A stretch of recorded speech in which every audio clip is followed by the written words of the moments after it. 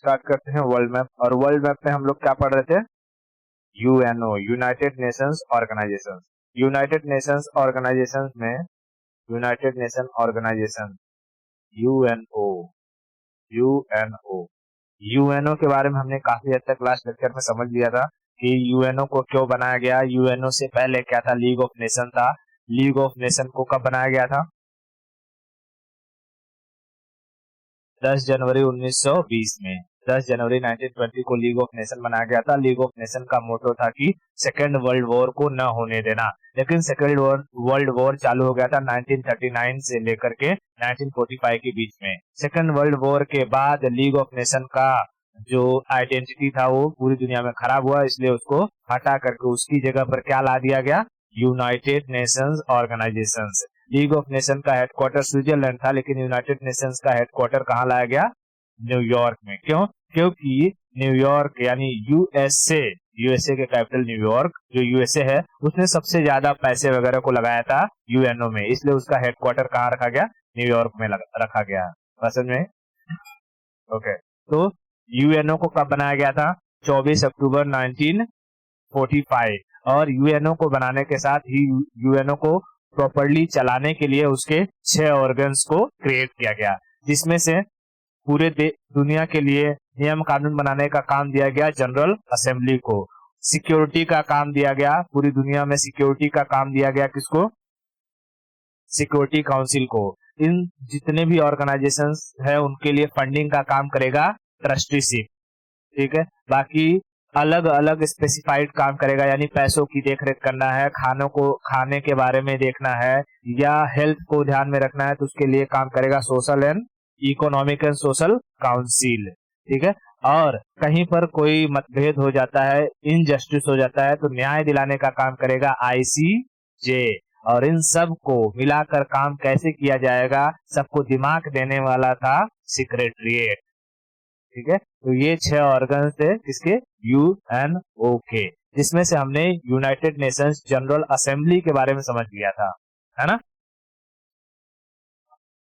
ठीक है, ऐसे फटाफट रिवीजन कर डालना। अब हम लोग आगे समझते हैं। पहले जैसे ये था हमारा यूनाइटेड नेशंस का ये लोगो है, हमने देख लिया था। और हमने देखा था यूनाइटेड नेशन के गठन के साथ ही उसके 6 ऑर्गन्स बने थे, है ना? ओके, ये यूनाइटेड नेशन के ये 6 ऑर्गन्स है, इनके बारे में हमने डिटेल से स्टडी करना शुरू कर दिया है। देखो, इनमें से हमने कौन से ऑर्गन के बारे में प्रॉपर्ली पढ़ लिया है? General assembly. यूनाइटेड नेशन में हमने जनरल असेंबली के बारे में पढ़ लिया। जनरल असेंबली के बारे में पढ़ लिया। जनरल असेंबली में कुल कितने मेंबर? 193 मेंबर। लेटेस्ट में ऐड हुआ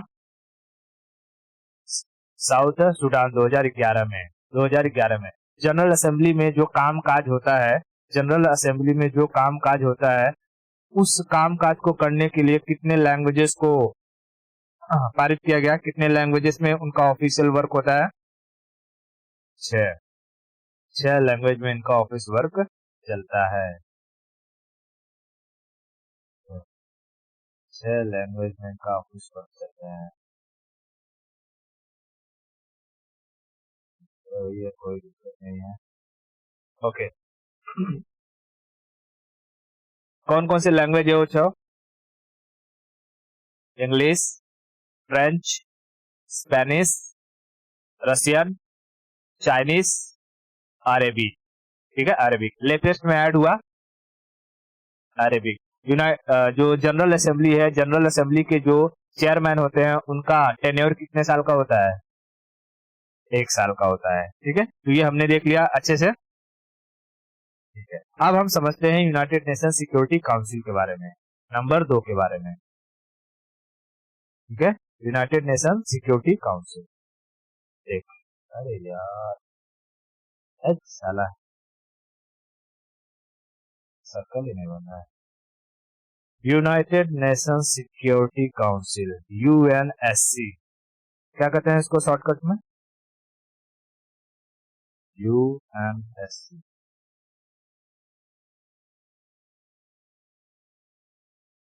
UNSC, United Nations security council, United Nations security council, ठीक है, United nation security council, United nation security council. अब देख, यूनाइटेड नेशन सिक्योरिटी काउंसिल का अगर कोई पूछेगा कि यूनाइटेड नेशन सिक्योरिटी काउंसिल का फॉर्मेशन कब हुआ, 1945 में यूनाइटेड नेशन सिक्योरिटी काउंसिल का फॉर्मेशन हुआ। इसका हेडक्वार्टर न्यूयॉर्क में, फॉर्मेशन 1945 में, हेडक्वार्टर न्यूयॉर्क। इस यूनाइटेड नेशन सिक्योरिटी काउंसिल में कुल 15 मेंबर होते हैं। कितने? 15, ठीक है, टोटल मेंबर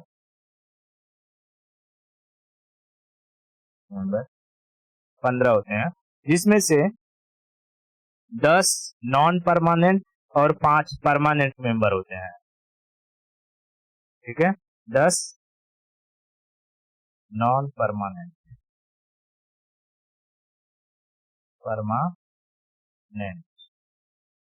और 5 परमानेंट मेंबर होते हैं, ठीक है, 10 नॉन परमानेंट और 5 परमानेंट मेंबर होते हैं, ठीक है, ओके। ये जो 10 नॉन परमानेंट मेंबर होते हैं, इनमें से हर एक का जो टेन्योर होता है वो 2 साल का होता है। टेन्योर कितना होता है? टेन्योर होता है 2 साल का। और ये जो परमानेंट मेंबर है, इनका टेन्योर तो इनफाइनाइट रहता है, ये हमेशा हमेशा के लिए बने रहते हैं, ठीक है, इनका टेन्योर हमेशा ये इनफाइनाइट रहता है, हमेशा हमेशा के लिए बने रहते हैं। तो जो नॉन परमानेंट है उनके बारे में तो हमें याद रखने की जरूरत है नहीं, क्योंकि हर 2 साल बाद अलग अलग लोग अल्फाबेटिकल ऑर्डर से अलग अलग देश उसमें ऐड होता जाएगा। जैसे 2020-21 और 21-22 के लिए भारत था, और भारत इस नॉन परमानेंट मेंबर का हेड भी था, इसमें चेयरमैन भी था, है ना। तो इंडिया को यूएन सिक्योरिटी काउंसिल के नॉन परमानेंट मेंबर का चेयरमैनशिप मिली थी। कब से लेकर के कब तक? 21 से लेकर के 22, ठीक है, इंडिया थी 2021 एंड 2022, 2 साल के लिए, ठीक है, 2 साल के लिए। तो हमें इन 10 परमानेंट नॉन परमानेंट के बारे में कोई इंफॉर्मेशन नहीं रखनी है, सिर्फ भारत का है तो भारत को पता, हमको पता रहना चाहिए कि भाई भारत को यूएनएससी में नॉन परमानेंट में चेयरमैनशिप कब मिली थी, ठीक है, 2021 से लेकर के 2022 के बीच में वहां लीडर थे। जो 5 परमानेंट मेंबर है, 5 परमानेंट मेंबर है, हमें इनके बारे में इंफॉर्मेशन होनी चाहिए, ठीक है। जैसे 5 परमानेंट मेंबर में कौन रहेगा? तो पहले जो यूएसए में बना है तो यूएसए रहेगा ही, यूएसए, ठीक है। दूसरा यूके, ब्रिटेन। तीसरा फ्रांस, फ्रांस, फ्रांस। चौथा रसिया, रसिया। पांचवा चाइना, चाइना। देख, अब तू सोच रहे होगी इसमें जर्मनी क्यों नहीं आया? तो सेकेंड वर्ल्ड वॉर शुरू हुआ था किसकी वजह से? जर्मनी की वजह से। तो जर्मनी को इसमें रखेंगे ये लोग? नहीं। और यूएसए और यूके सेकेंड वर्ल्ड वॉर में दोस्त थे, तो यूएसए और यूके जब दोस्त है तो यूएसए यूके तो रहेंगे ही रहेंगे, ठीक है। अब यूरोप से और एक बड़े देश को अगर रिप्रेजेंट करना रहेगा, क्योंकि यूएसए के बाद दूसरा सबसे पावरफुल पूरे देश में अगर था तो था रसिया, यूएसएसआर। तो आज के समय में रसिया, उसके समय में यूएसएसआर था, तो यूएसएसआर तो होगा ही होगा। अब देख, इस पूरी दुनिया में यहाँ समझने की बात है। देख, जैसे हमने कहा कि सेकेंड वर्ल्ड वॉर के बाद बनाया गया था यूएन ऑर्गेनाइजेशन को, और उसमें से यूएन सिक्योरिटी काउंसिल जब बना तो उसमें एक तो यूएसए रहेगा, दूसरा यूके रहेगा, क्योंकि ये दोनों अलाइज थे, आपस में दोस्त थे। ठीक है, जर्मनी तो बिल्कुल नहीं रहेगा, क्योंकि जर्मनी ने किस पे अटैक किया था? पोलैंड पर। ठीक है, जर्मनी तो रहेगा नहीं। तीसरी बात, जो इस पूरे अगर यूरोप रीजन में हम बात करते हैं, यूरोप रीजन में, तो दूसरा सबसे बड़ी ताकत थी ये यूएसए के बाद रसिया, तो रसिया रहेगा। अब जिम्मेदारी बचती है साउथ ईस्ट एशियन नेशन में। ठीक है, क्योंकि रसिया एशिया में नहीं आता, ये यूरोप में आ जाता है। रसिया का जो मेजर हिस्सा है वो एशिया में है, लेकिन इसका मॉस्कोवा जो कैपिटल है वो कहाँ है? यूरोप में। इसलिए रसिया यूरोप का देश माना जाता है। बात समझ में आई? हाँ, तो इस पूरे यूएन सिक्योरिटी काउंसिल में भाई ये साउथ एशियन जो नेशन है, या एशिया से भी कोई तो कोई रिप्रेजेंट करने के लिए होना चाहिए कि नहीं होना चाहिए? होना चाहिए। अब देख, उस वक्त क्या हुआ था कि जब यूएन बन रहा था, यानी यूनाइटेड नेशन ऑर्गेनाइजेशन को बनाया जा रहा था, तब उसका फाउंडिंग मेंबर कौन था? भारत। भारत फाउंडिंग मेंबर, मतलब यूएसए, यूके, ये लोग तो थे ही, लेकिन उस वक्त भारत भी उसके बनने में मदद करने वाला था।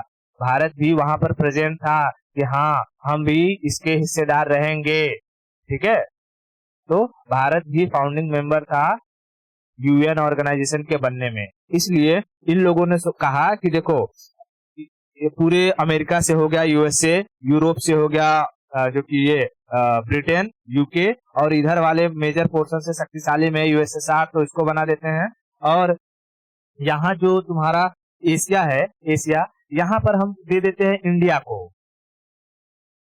ठीक है, एशिया में दिया गया हिस्सा किसको कहा गया? इंडिया को। ठीक है, इंडिया को। लेकिन इसमें समस्या क्या थी कि जो भी कंट्री इस यूएनएससी का मेंबर बनता, उसको इस यूएनएससी का 7% खर्चा उठाना था। बात समझ रही है? 7% खर्चा उठाना था। अरे, भारत अभी आजाद भी नहीं हुआ है, 1945 की बात चल रही है, भारत अभी आजाद भी नहीं हुआ है, 7% खर्चा कहाँ से उठाएगा? इसको तो खुद के देश के बारे में कुछ अता पता नहीं है कि अभी ब्रिटिश जाएंगे, फिर इतनी रियासतें हैं उनको मिलाना पड़ेगा, गरीबी है, फिर धीरे धीरे हमें अभी इंडस्ट्री लगानी होगी, इकोनॉमी को बढ़ाना होगा, तब तो पैसा आएगा भारत के पास। ठीक है, तो उस वक्त जवाहरलाल ने कहा कि देखो भाई, हम इतना खर्चा तो नहीं दे पाएंगे, यूएनएससी में खर्चा नहीं दे पाएंगे। तो इस रूल क्या था यूएनएससी का कि अगर कोई देश बहुत ज्यादा पैसा दे रहा है, यूएनएससी का खर्चा उठा रहा है, तो अपने देश से सोल्जर कम भेजे। ठीक है, लेकिन जो देश है वो खर्चा कम, मतलब कि कम दे रहा है, तो वो अपने देश से सोल्जर अधिक भेजे।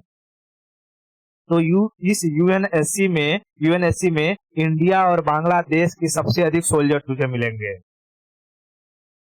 बात समझ में आ रही है? इंडिया और बांग्लादेश के सोल्जर सबसे अधिक मिलेंगे, और यूएसए के सोल्जर सबसे कम मिलेंगे, क्योंकि ये बहुत पैसा देता है, पूरा पूरा खर्चा उठा लेता है। ठीक है, तो यहाँ खर्चे की वजह से अब इंडिया ने कहा हमारे पास पैसा है नहीं, एक काम करता हूँ, चाइना हमारा पड़ोसी देश है, अगर हमारे पड़ोसियों से बनती रहेगी तो हम लोग अपने देश की प्रोग्रेस बहुत जल्दी से कर लेंगे।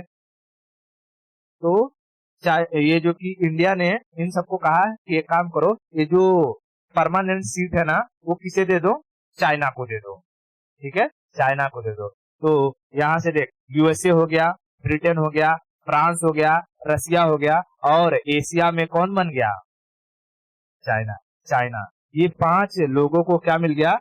ये परमानेंट मेंबरशिप। और परमानेंट मेंबरशिप के साथ ही साथ इन्हें एक पावर मिला जिसे कहा गया वीटो पावर। ठीक है, क्या कहा गया? Veto power. Veto power. अब इस वीटो पावर देखो बहुत खतरनाक है। जैसे जैसे मान ले कि रसिया ने यूक्रेन पर अटैक किया। ठीक है, अभी के टाइम में रसिया ने यूक्रेन पर अटैक किया, रसिया ने अटैक किया यूक्रेन पर। अब ये पांचों लोग मिल करके क्या कहेंगे, यहाँ रिजोल्यूशन पास करेंगे कि भाई सिक्योरिटी काउंसिल है तो रसिया यूक्रेन पे अटैक कर रहा है, एक काम करो सारे देशों के जो इसके हमारे जो ये मेंबर्स हैं 15, इन सारे के सारे जो देशों के सैनिक है सबको बुलाया जाए और रसिया पर अटैक कर दिया जाए। लेकिन तुम ऐसे मुंह से बोल के तो करने दोगे, उसके लिए तुम्हें पेपर वर्क करवाना पड़ेगा, रिजोल्यूशन पास करवाना पड़ेगा। और इस यूएनएससी के जितने भी मेंबर हैं उनमें से कम 50% से ज्यादा यानी 9 मेंबर, टोटल 15 में से कम 9 मेंबर की रजामंदी चाहिए कि हाँ रसिया पर अटैक किया जाए। ठीक है, कम से कम किसी भी रिजोल्यूशन को पास करने के लिए 15 में से कितने मेंबर की रजामंदी चाहिए? 9, 9/50। ठीक है, 9/50, कम से कम 9 मेंबर की रजामंदी चाहिए। चल मैं एक बार के लिए मान लेता हूँ कि इसमें से 15 में से 14 लोग मान गए कि हाँ रसिया पर अटैक करना चाहिए, और जब ये रिजोल्यूशन यहाँ पर पेश किया जाएगा रसिया कहेगा वीटो, और सारा का सारा खेल खत्म। हाँ ठीक है, रसिया कहेगा वीटो। बता, वीटो करने की वजह से क्या ये रिजोल्यूशन पास हो पाएगा? नहीं, रिजोल्यूशन करने की वजह से वीटो करने की वजह से ये रिजोल्यूशन पास नहीं हो पाएगा। और रसिया पर क्या कोई देश अटैक करने जाएगा? नहीं। तो समझ में आ रहा है कि यूएनएससी से कोई भी आर्मी क्यों नहीं गया अटैक करने के लिए रसिया पे? बात समझ में आया? हाँ हाँ, तो सुनेगी। इंडिया को मेंबर होना चाहिए और नहीं होना चाहिए, दोनों वजह बताऊंगा। ठीक है, क्या वजह थी कि इंडिया को उस वक्त मेंबर्स लेना या ना लेना, वो दोनों डिसीजन सही थे या गलत थे, इसको हम लोग कुछ मापदंड है उन पे देखेंगे, मेजरमेंट्स है, कुछ कुछ चीजें हैं, कुछ कुछ बातें हैं, उस पे समझेंगे हम लोग। ठीक है, तो देख, पहली बात तो इंडिया को जब कहा गया कि परमानेंट मेंबरशिप ले लो, तो इंडिया ने इकोनॉमिक की वजह से, यानी कि इंडिया की इकोनॉमी ठीक ठाक नहीं थी, पैसे नहीं दे सकते थे। पता है आज भी इंडिया 1 से 2% ही यूएनएससी में पैसे देता है। समझ रहा है, इतना स्टेबल होने के बाद भी इस वक्त के टाइम में भी इंडिया 1 से 2% ही पैसा दे पाता है यूएनएससी में, क्योंकि यूएनएससी में खर्चा बहुत ज्यादा आता है। इसलिए इंडिया खर्चे की जगह क्या भेजता है? सोल्जर। बात समझ में आ रही है? खर्चे की जगह सोल्जर भेजता है। तो अब देख, अब ये चाइना को जब मिला ये इसका मतलब कि परमानेंट मेंबरशिप, तो चाइना को सोचना चाहिए ना कि भारत ने इतना मेरे लिए किया, मैं भारत के लिए सोचूं। लेकिन कहते हैं ना, पूरी दुनिया में तुम सब पर भरोसा कर लो, चाइना और पाकिस्तान इन दोनों पे कभी भरोसा मत करो। बात समझ में आई? तो वो नेहरू ने तो सोचा था कि भाई हमारा पड़ोसी है, हमें जो कि ऐसा थोड़ी धोखा थोड़ी देगा, काटेगा थोड़ी। लेकिन चाइना ने क्या क्या किया वो सबको पता है। ठीक है, तो चाइना पांचवा परमानेंट मेंबर बन गया, और पांचों के पास क्या है? Veto power. किसी भी रिजोल्यूशन को पास कराने के लिए 15 में से कितने मेंबर का रजामंदी या एक्सेप्टेंस चाहिए रहेगा?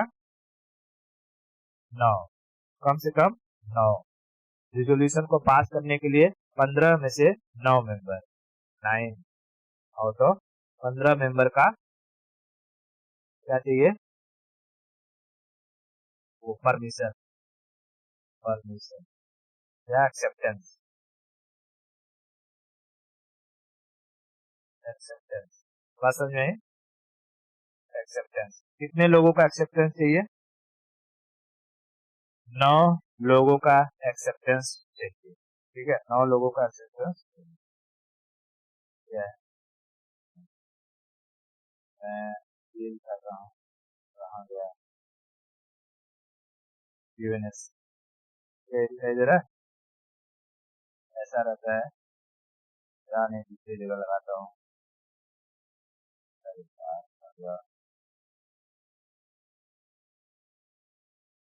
यूएनएस,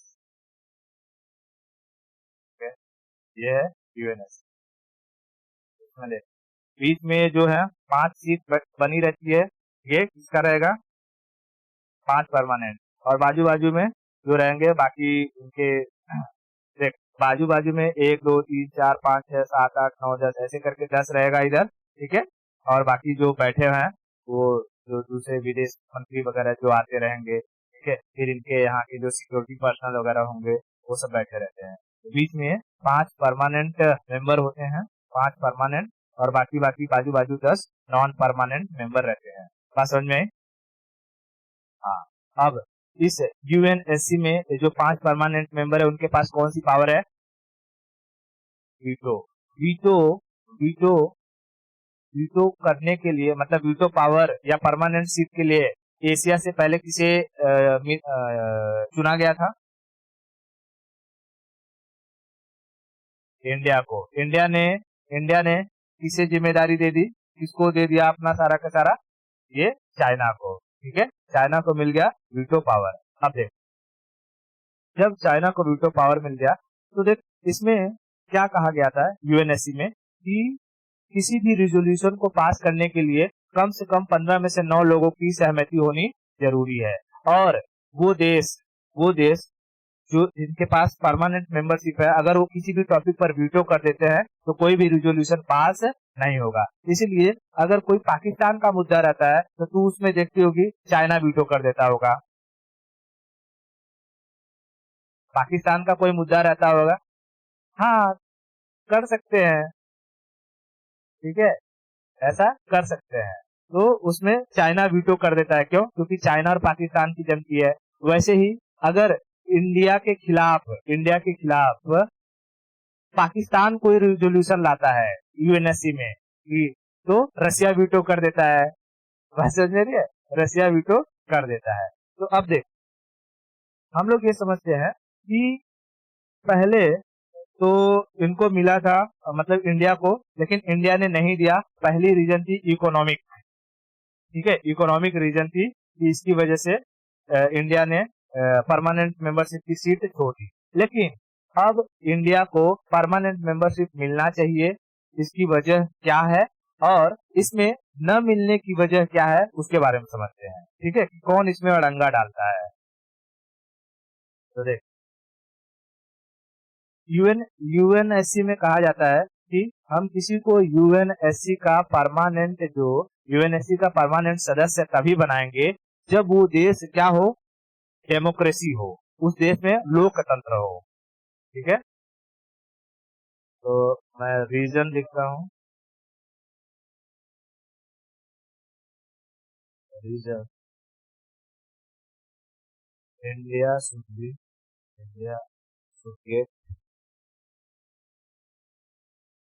इंडिया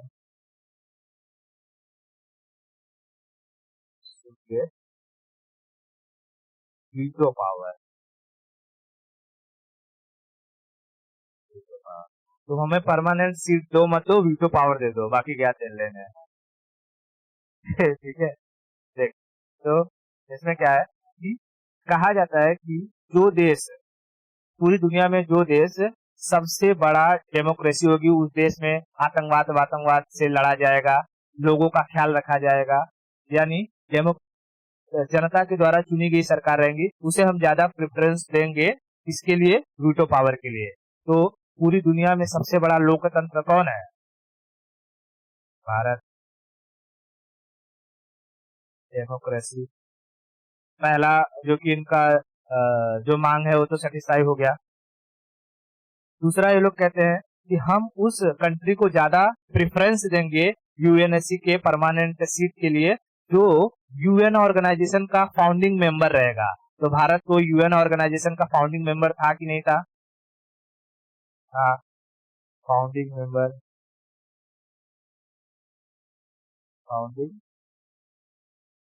मेंबर भारत था। तीसरी बात ये लोग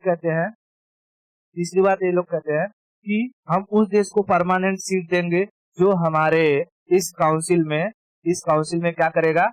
या तो पैसा उठाए, कम से कम 60% इस काउंसिल का खर्चा उठाए, या अपने देश से सोल्जर दे। तो भारत अपने देश से पैसा तो कम देता है लेकिन सोल्जर अधिक देता है।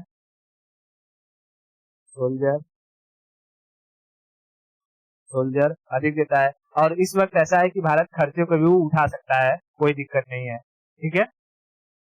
ओके। बाद में और भारत क्या करता है, ये लोग कहते हैं कि हम ऐसे देश को ज्यादा प्रेफरेंस देंगे जो लोगों की भलाई के लिए सोचेगा। तो भारत से बड़ा भलाई सोचने वाला कौन है?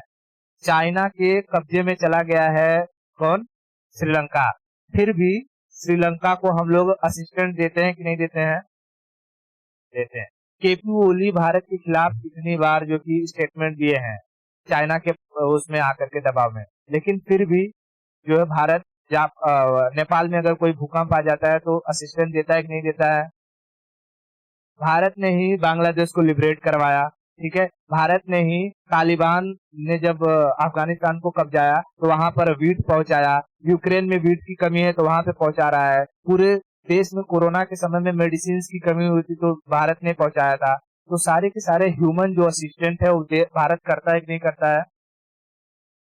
करता है। क्या होता? Human aid. मैं यहाँ लिख दूं मेडिसिन, तो याद रहेगा, ठीक है। मेडिसिन भारत करता है। पांचवी चीज क्या करता है कि वो देश क्या करना चाहिए, आतंकवाद को बढ़ावा नहीं देना चाहिए। तो क्या दुनिया में कोई कहता है किसी भारतीय को देख करके कि ये आतंकवादी है? किसी देश में अगर कोई इंडियन जाएगा और उसी के साथ पाकिस्तानी जाएगा तो ज्यादा चेकअप किसका होगा? पाकिस्तानी का।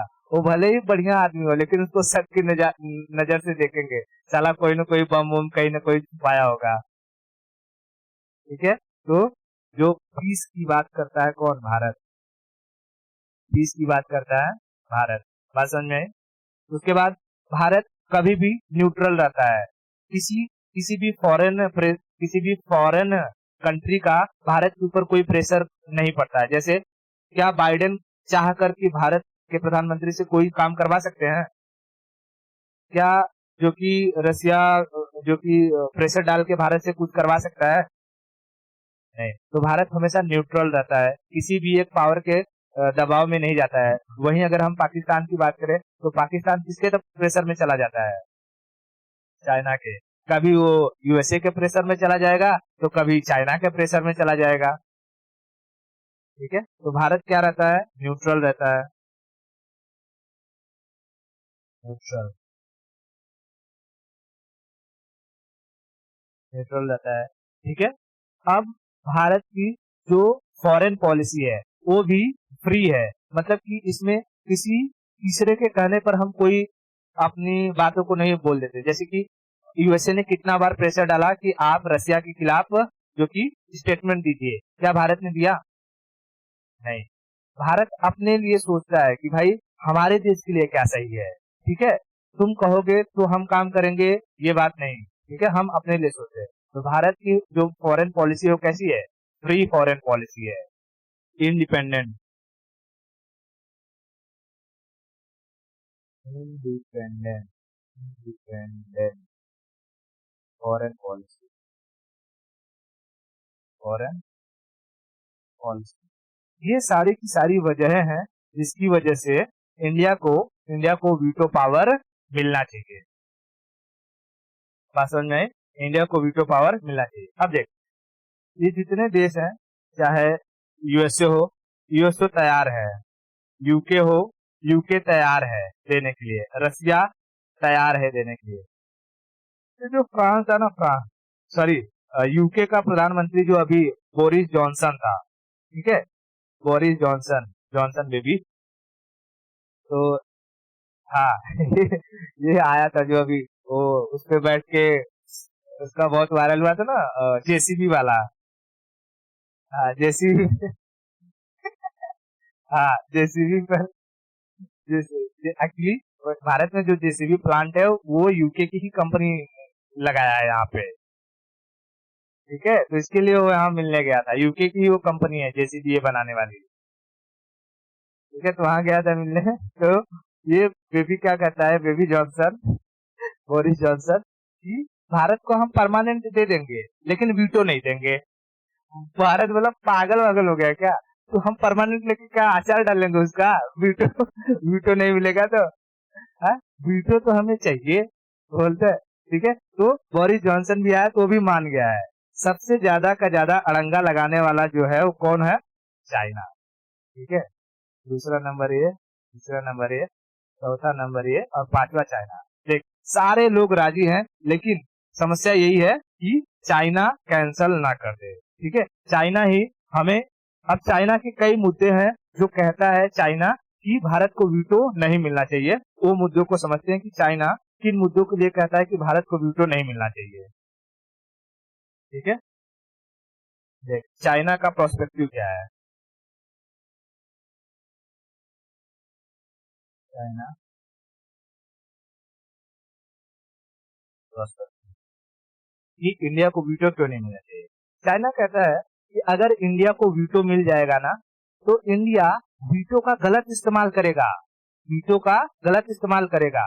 और इसमें क्या है, इस यूएनएससी में, कि जिसके पास वीटो है ना, वो देश किसी भी देश के ऊपर अटैक कर सकता है। ठीक है, वो देश किसी भी देश के ऊपर अटैक करता है। और जैसे ही इंडिया को वीटो मिलेगा, इंडिया कहाँ अटैक कर देगा, पीओके पर, अक्साई चीन पे, बात समझ आ रही है, अटैक कर देगा। और फिर जो कि ये लोग कुछ कर भी नहीं पाएंगे, क्योंकि जब रिजोल्यूशन पास होगा कि इंडिया पर अटैक करो, इंडिया कर देगा वीटो। ठीक है, और चाइना कुछ नहीं कर पाएगा। तो चाइना ने ये बात क्या कहा कि भाई अगर इंडिया को तुम लोग वीटो दे दोगे तो इंडिया गलत इस्तेमाल करेगा। तो भारत के एक मिनिस्टर थे, सैयद अकबरुद्दीन, सैयद अकबरुद्दीन, उन्होंने कहा कि अच्छा, मतलब कि यूएनएससी में जिसको वीटो मिला है वो गलत इस्तेमाल करता है। इतने सालों से यूएनएससी बना हुआ है, सब लोग वीटो का गलत इस्तेमाल करते आ रहे हैं, तुम्हारे कहने का ये मतलब है। अच्छा है, चाइना बोला नहीं, मेरे कहने का ये मतलब नहीं है। तो बोला फिर इंडिया जो कि कैसे गलत इस्तेमाल करेगा, तुमने कैसे प्रिडिक्ट कर लिया ये। तो चाइना, फिर चाइना कुछ नहीं बोला। तो चाइना का पहला मुद्दा क्या था कि चाइना का पहला मुद्दा था कि जे ये पीओके वाला, पीओके है ना, अक्साई चीन,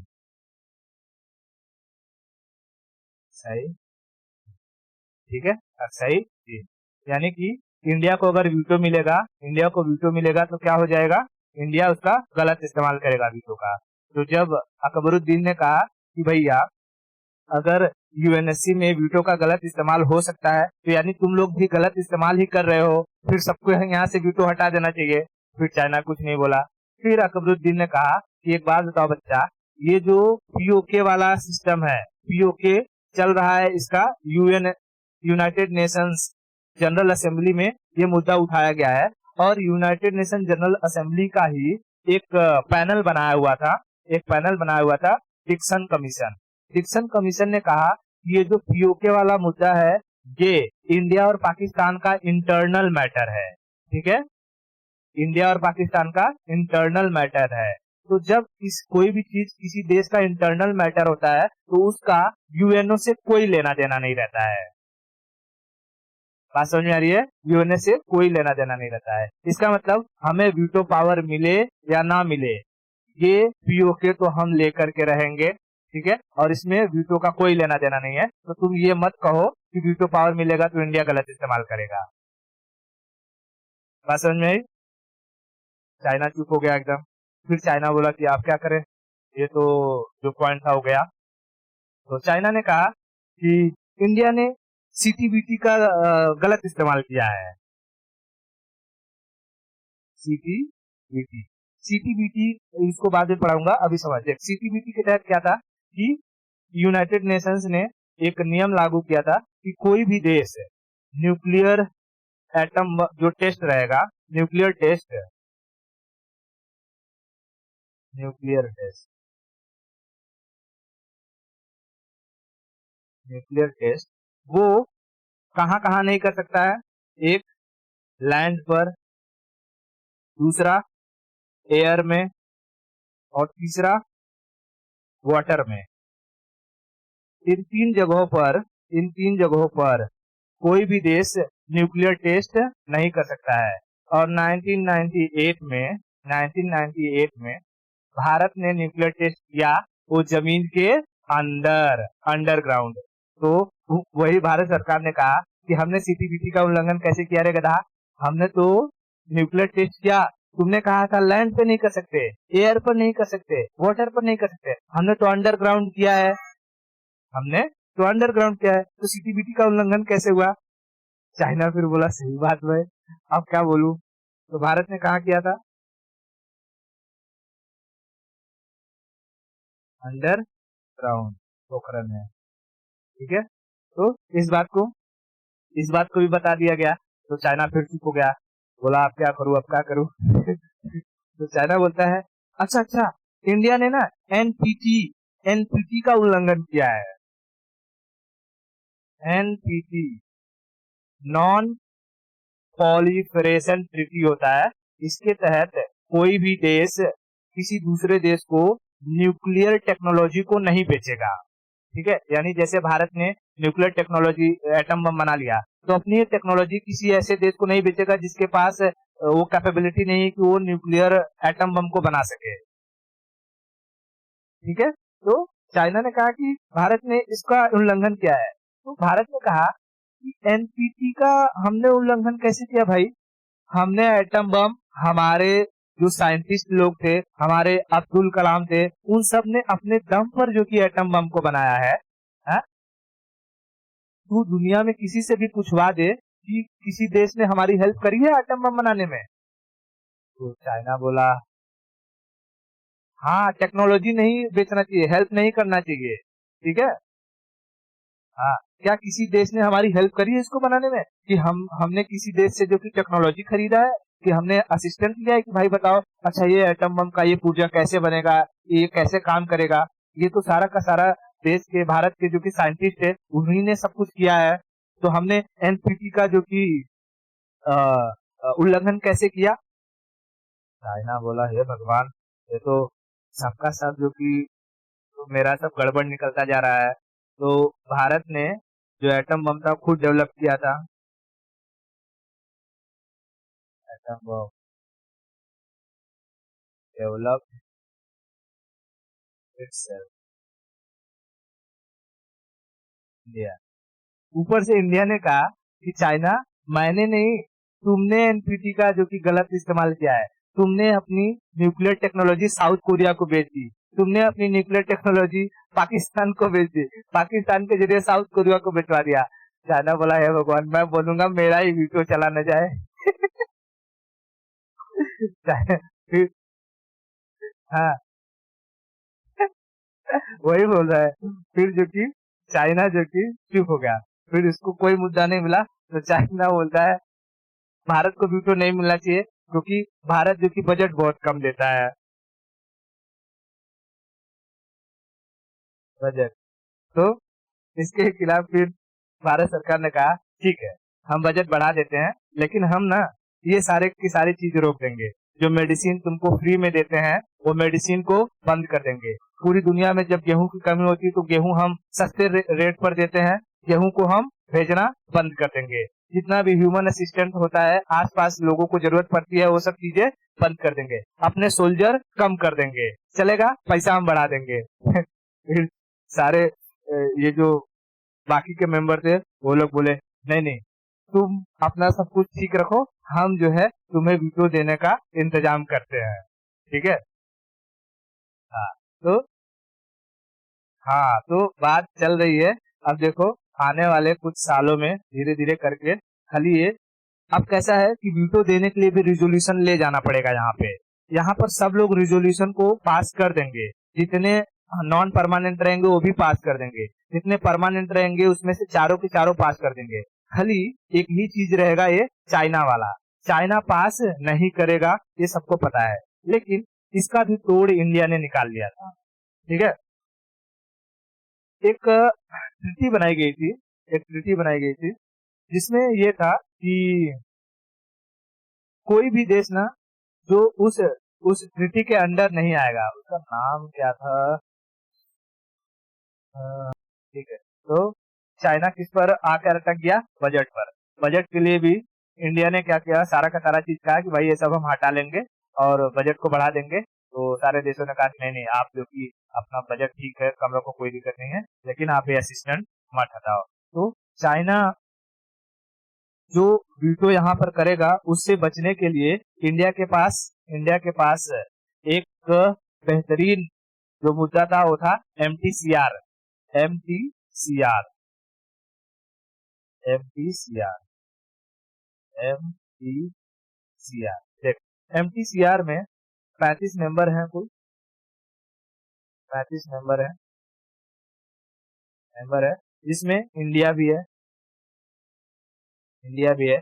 और इसमें क्या होता है कि जो भी देश एमटीसीआर का सदस्य होता है वो दूसरे देशों को 300 किलोमीटर से दूर वाली मिसाइलों को या ड्रोन्स को बेच सकता है।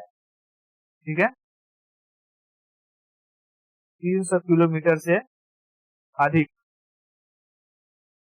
मोर वाले जो मिसाइल्स होंगे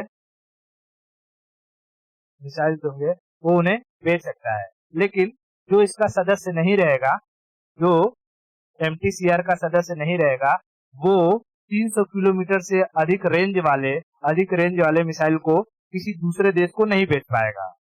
बात समझ में आ रहा है क्या? हेलो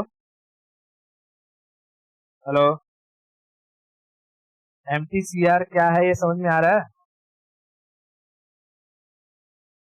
ठीक है, तो चाइना से काउंटर करने के लिए भारत ने कौन सी टेक्निक निकाली? MTCR MTCR MTCR missile technology control regime. Missile technology control regime. Missile technology control regime. Missile technology control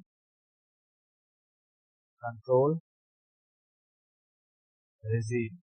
ठीक है, रिजीम। अब देख, इसमें जितने भी मेंबर होते हैं, जितने मेंबर हैं इस एमटीसीआर के जो सदस्य हैं, वो 300 किलोमीटर से अधिक रेंज वाले मिसाइल को दूसरे देशों को बेच सकते हैं। जैसे मैं दिखाता हूँ, अगर इसमें तू देखेगी तो ये देख, ये सारे के सारे जो ग्रीन कलर में है वो सारे कंट्री एमटीसीआर के सदस्य हैं। इसमें इंडिया भी एमटीसीआर का सदस्य है। अगर इंडिया के पास कोई मिसाइल है और उसकी रेंज 300 किलोमीटर से अधिक है, रेंज 300 किलोमीटर से अधिक है, तो इंडिया वो मिसाइल किसको दे सकता है? यहाँ थाईलैंड को दे सकता है, म्यांमार को दे सकता है, लाओस, कंबोडिया, वियतनाम को दे सकता है। यानी कि चाइना के जितने कॉर्नर पर जो देश हैं उन सबको इंडिया बेच सकता है। लेकिन चाइना अगर चाहेगा कि उसका कोई 300 से अधिक रेंज का मिसाइल है और वो पाकिस्तान को देना चाहेगा, तो वो इस एमटीसीआर का सदस्य न होने के नाते वो चाइना उस मिसाइल को पाकिस्तान को नहीं बेच पाएगा। बात समझ में आई?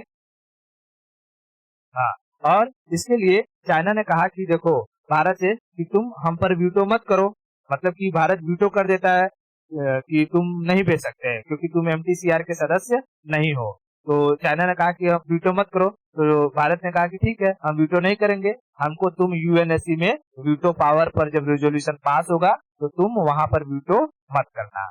ठीक है, और इसके तहत ये एग्रीमेंट हुआ है। अब देखो आने वाले कुछ सालों में चाइना को हो सकता है एमटीसीआर का परमानेंट सदस्य बना दिया जाएगा और इंडिया को जो है यूएनएससी का परमानेंट सदस्य बना दिया जाएगा और इंडिया को भी वीटो पावर मिल जाएगा। तो ये यूएनएससी का कंसेप्ट पूरा समझ में आ गया? ओके, ठीक है, तो आज के लिए इसको इतना ही रखते हैं। बाकी बचे हुए जो ऑर्गन्स है वो हम लोग नेक्स्ट लेक्चर में कर लेंगे। ठीक है।